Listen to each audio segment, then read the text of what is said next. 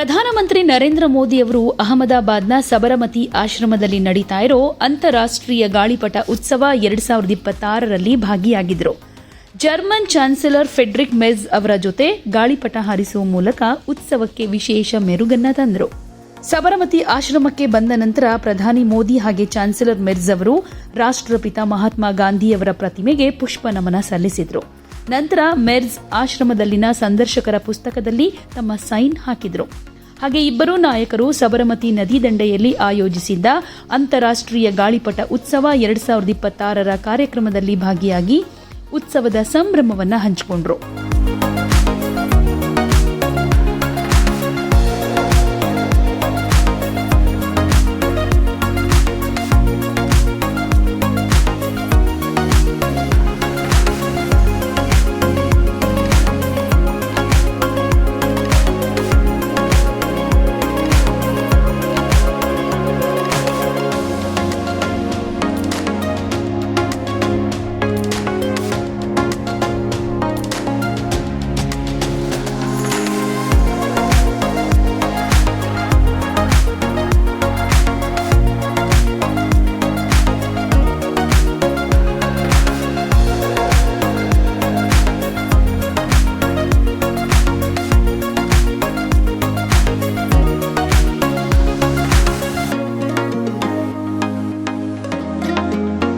German chancellor Friedrich Merz ಅವರು ಭಾರತಕ್ಕೆ ಬಂದ ಸಂದರ್ಭದಲ್ಲಿ ಗುಜರಾತ್ ರಾಜ್ಯದ ಗೌರವಾನ್ವಿತ ರಾಜ್ಯಪಾಲ ಆಚಾರ್ಯ ದೇವವ್ರತ್ ಅವರು ಅವರನ್ನು ವಿಮಾನ ನಿಲ್ದಾಣದಲ್ಲೇ ಆತ್ಮೀಯವಾಗಿ ವೆಲ್ಕಮ್ ಮಾಡಿದರು. ಭಾರತ ಮತ್ತು ಜರ್ಮನಿ ನಡುವಿನ ರಾಜತಾಂತ್ರಿಕ ಸಂಬಂಧಗಳ 75ನೇ ವರ್ಷ ಹಾಗೂ ಭಾರತ ಜರ್ಮನಿ ಕಾರ್ಯತಂತ್ರದ ಪಾಲುದಾರಿಕೆಯ 25ನೇ ವರ್ಷದ ಸಂಭ್ರಮಾಚರಣೆ ಹಿನ್ನೆಲೆಯಲ್ಲಿ ಮೆರ್ಜ್ ಅವರು ಭಾರತಕ್ಕೆ ಭೇಟಿ ಕೊಟ್ಟಿದ್ದರು.